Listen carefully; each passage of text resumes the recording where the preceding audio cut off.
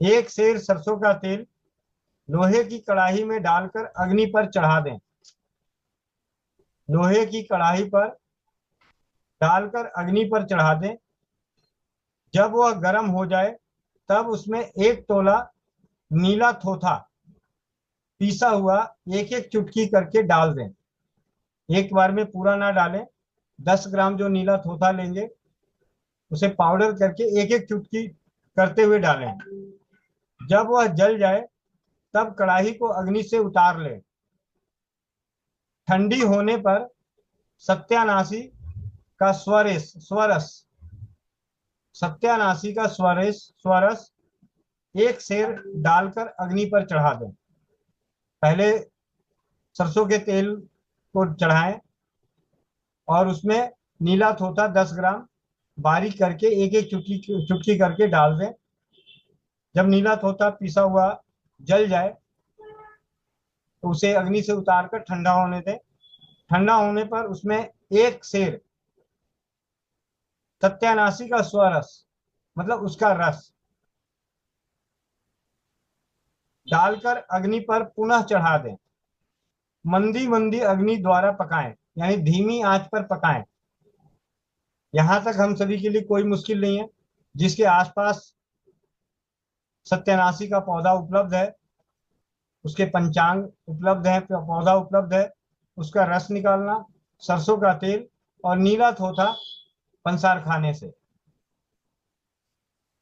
जब रस जल जाए किंतु लुगदी न जलने पाए, मतलब जब आप स्वरस बनाएंगे तो इसमें लुगदी होगी, उस लुगदी को भी डालना है थोड़ी सी, ना जलने पाए तभी छान लें और बोतल में भरकर कार्क लगा दें।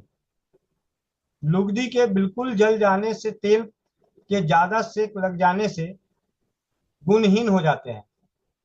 यानी लुगदी जो है वो नहीं जलनी चाहिए।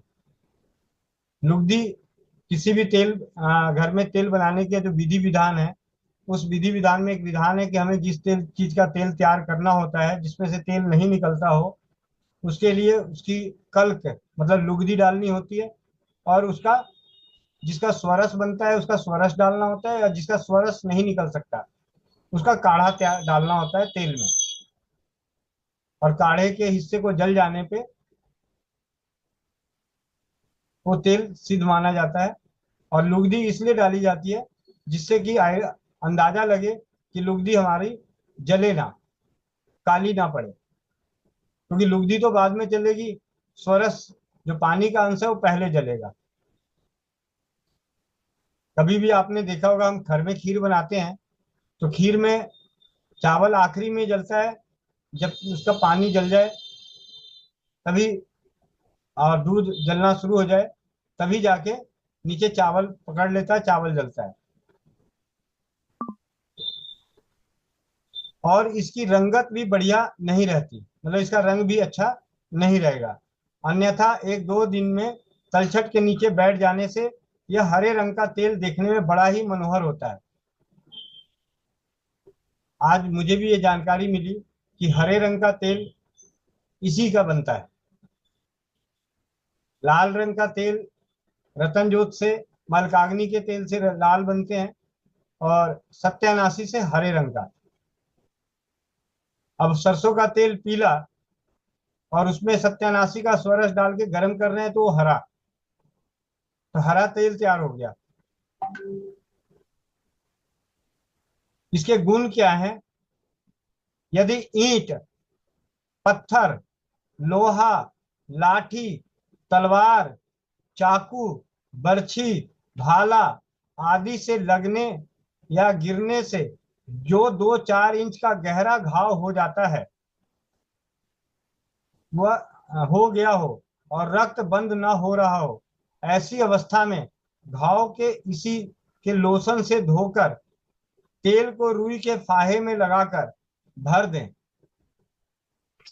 और उसे तेल द्वारा बराबर तर रखें, तर मतलब गीला रखें।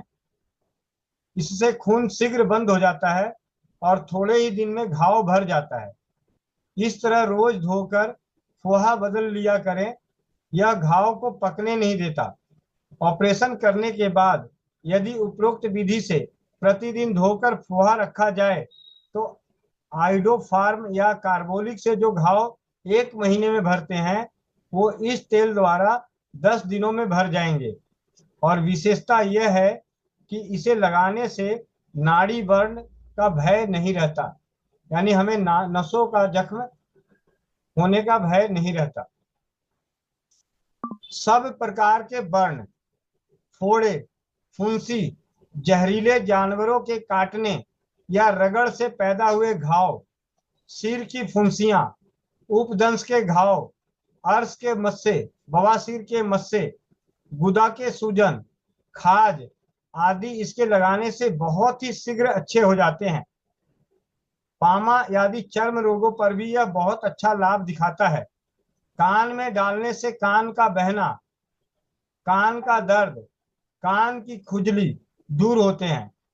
नासुर, भगंदर या सुजाक में यथाविधि पिचकारी देने से यह तेल पहुंचाने से और ऊपर फोहा लगाने से वह भी अच्छे हो जाते हैं। इस तेल के मर्दन करने से बीजों के तेल की तरह वायु पीड़ा, जोड़ों का दर्द, सूजन, इंद्रियों की शिथिलता आदि दूर हो जाते हैं। इनमें जन इंद्रियों की भी शिथिलता, मतलब उसका ढीलापन दूर हो जाते हैं। इस तेल से निकली हुई लुगदी को फेंके नहीं, उसे भी घोट कर रख लें और साधारण फोड़ा फुंसी पर उपयोग में लाएं।